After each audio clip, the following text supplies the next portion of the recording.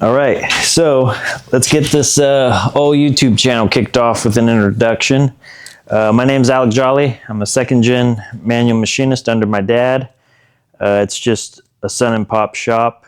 We're an all-manual machine shop, and I've been wanting to start a YouTube channel for a long time. I've always just talked about it, but finally, I'm going to take that jump and get started in it, see if I can get this ball rolling, because things are fixing to change for us. We're an all manual shop, but that is coming to an end.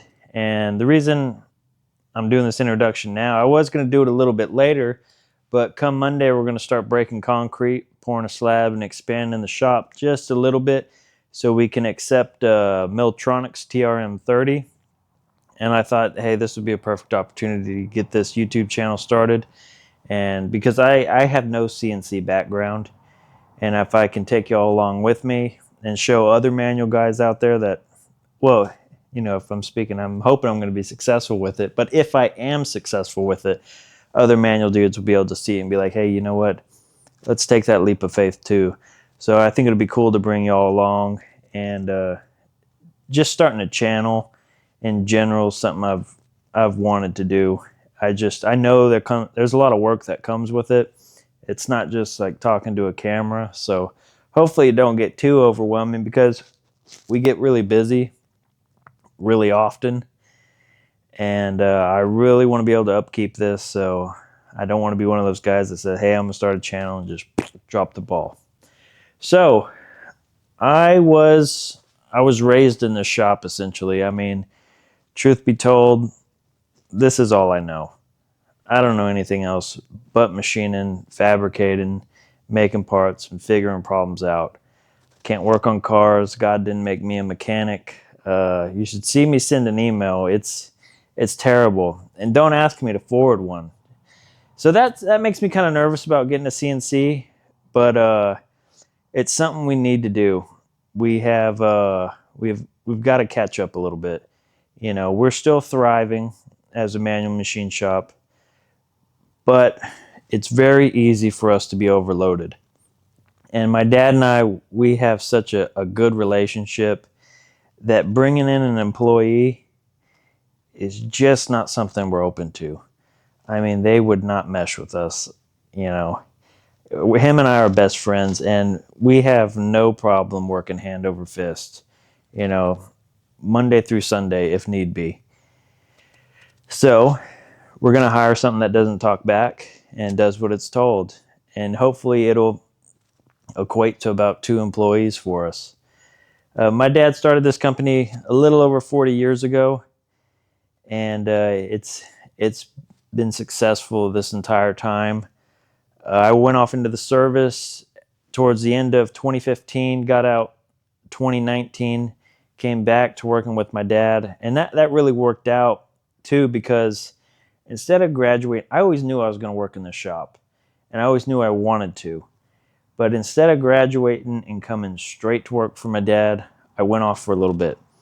Now, I was a machinist in the Air Force. I didn't go off into some field I'd never use again. And I always joke around, you know, I was smarter on my first day than I was on my last, because I went to a fighter base and all we made were bushings. You know, there was really nothing to be learned. I could have learned CNCs. They made a lot of plaques. You know, that's really all they used the Haas VF for. But it didn't pique my interest, because I knew I wasn't going back home to that. I knew I'm just a manual guy. You know, why am I going to learn this CNC and not take it back home? Well, 6 years later, the time's come, and it's really exciting, especially because I'm going to be uploading jobs. My plan is jobs that I can do on the CNC, I'm going to run manually first. I'm going to make a video of me doing it manually and then jump over on the CNC and do it then. Like I already have a job lined up. We make these incinerator nozzles with a 2-inch pipe thread. So the very first job I'm planning to run on that machine is coming in and thread milling that pipe thread. I think that'll be a really cool job, because we single point them all. And we do orders of 10 at a time. We're not a large quantity shop. We do not do production. but we have products out there that are repeat jobs. So being able to do that, I'm really looking forward to that. I just hope I can figure it out. But after talking to everyone, who runs a Miltronics, you're like, hey, you're going to be able to do it, man. Don't sweat it. So I look forward to that and taking y'all along. Uh, just because we get in a CNC mill doesn't mean the manual machining is going anywhere.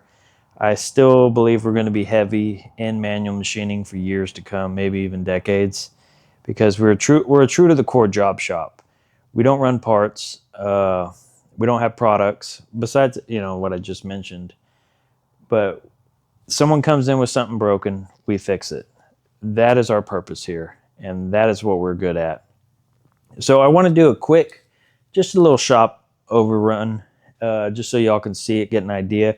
It's not going to be an in-depth shop tour because I'm going to be doing a tour with Practical Machinists, my updated tour with them here towards the end of the year, once that CNC mill's landed and running. Because I've already done one tour with them, and I want to give them the updated tour. So I'll take y'all around the shop real quick, do a quick overview, and see all our machines and whatnot, and then close on for that, and y'all have to wait till the next video come out. So here we go. So this is about where it all started. This little garage right here. Well, this was my dad's second expansion. There was, if you see this office, you jump back, there was an old garage in there where he actually started. And then he built this, and then we added on. Now everything's really scattered. We've been moving machines, moving those toolboxes, because this right here is where we're getting ready to expand. You can see a small layout of where they're going to come chip out that concrete. That's about 90 inches wide. And then this wall is going to get shoved back 7 feet from that far beam. And then there's a beam up and over to do that, just to house the mill. And might have wiped the line, but that little line right there is where the control panel is going to come out to. Because we kind of really needed to do that, because this is where our shop dog legs. So setting it back will just give us a little bit more room. But as far as our manual mills, we got an old Acer there with a new E head on it, 3VK and a 6VK. The 6VK is an awesome machine. That's a 5-horse 40 taper machine. That X travels 4 feet. It was so heavy when we got it, it broke our concrete. But this was, my dad always tells everyone the story of this slab. This was before he really had the machinist mindset. And it's only a 3-inch slab right here. It's just a carport slab. So that's why we're going to be taking that out and doing a heavier slab to house that mill, because it weighs about 6 tons. This is the mill I learned on. Granted, back in the day, it had a Bridgeport head on it. It's got the old Acer head that came off of that Acer. I used to run, well, we still do. The only job this machine gets is copper bus bars for the chemical plant that comes, and we just slot them because the batteries elongate over time, and they got to have that hole slotted so they still make a connection. And we got a little fab area over here, and this is a recent expansion right here. We did a 10 by 20 wall. Used to end right here. We used to just have shutters. But now we got a bay door, coal saw, did a bunch of shelving, got the plasma out and whatnot. Fixing up this tool chest, fixing to panel it all out. It's getting all stainless panels on it. But we did this expansion, and then outside this door we have another slab. And then of course, you gotta have a chamfering machine. I love calling a drill press a chamfering machine, because you come to a point, that's all you use it for. So that's a chamfering machine. Don't call it a drill press. And then the coal saw. Little organization for all my welding. And then got a Scotchman.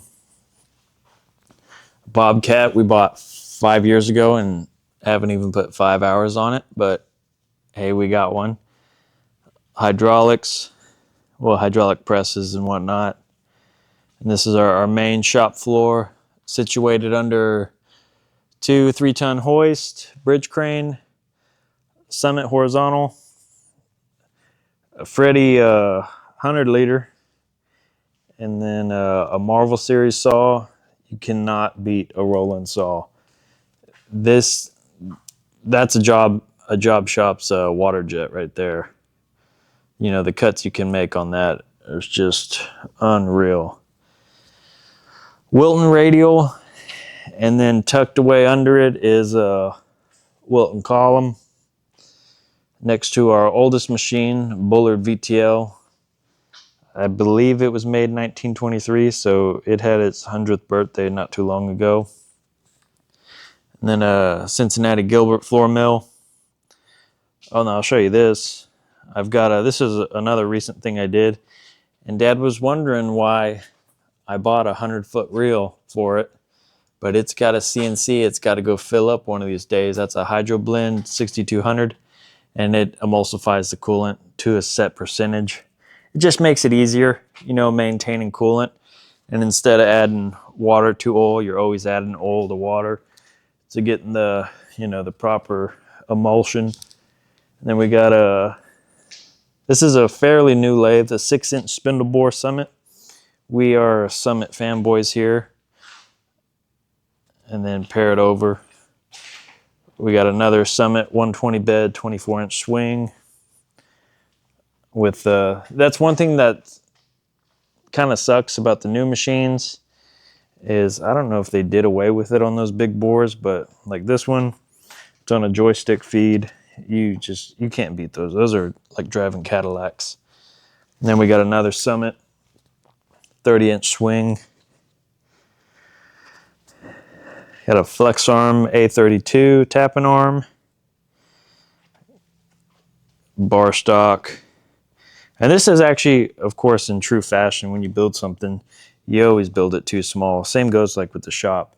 An old gentleman told my dad, he's like, hey, if you're going to build a shop, think about how big of a shop you need and then triple it.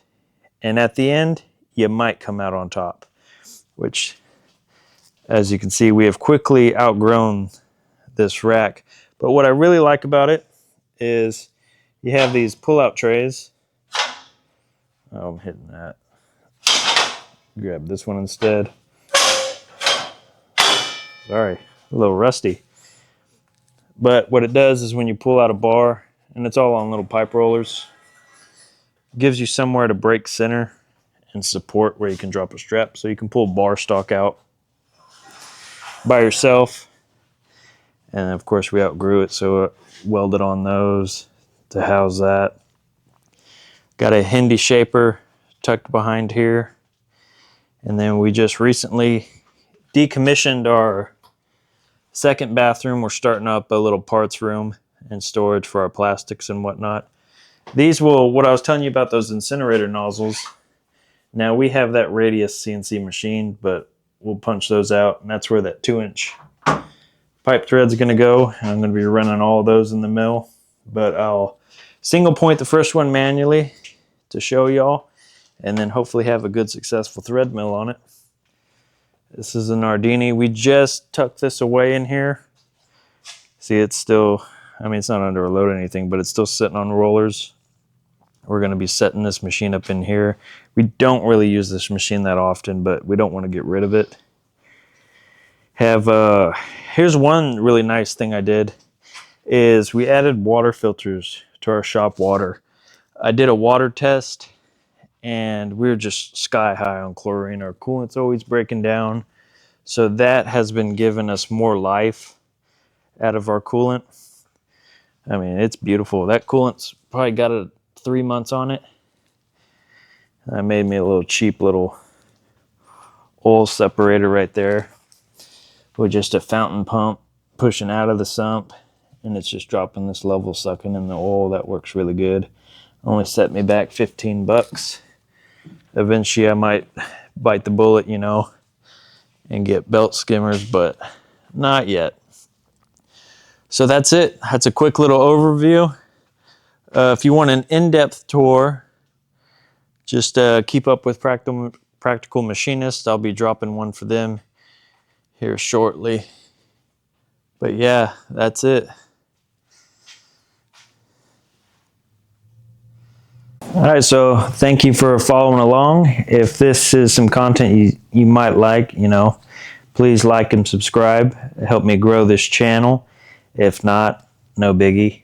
I look forward to making a lot of content, especially once that mill lands. I want to show my transition into it, speak about failures and successes with it. I think it'll be very, very exciting, and I'm hoping to make a lot of good videos on it. So stay tuned. I'm getting going on this YouTube channel starting today. I think it's the 21st. So you'll be seeing more from me. And I might even between the mill landing and whatnot, just go ahead and get started on some manual machining content and kind of break that edge of learning how to do it and being smooth with it. So you might see a lot of staged cameras, not as fluid as some of the developed channels, but who knows? I might get there, There's a learning curve to everything. So yeah, thanks again, and I hope y'all enjoyed. We'll catch you next time.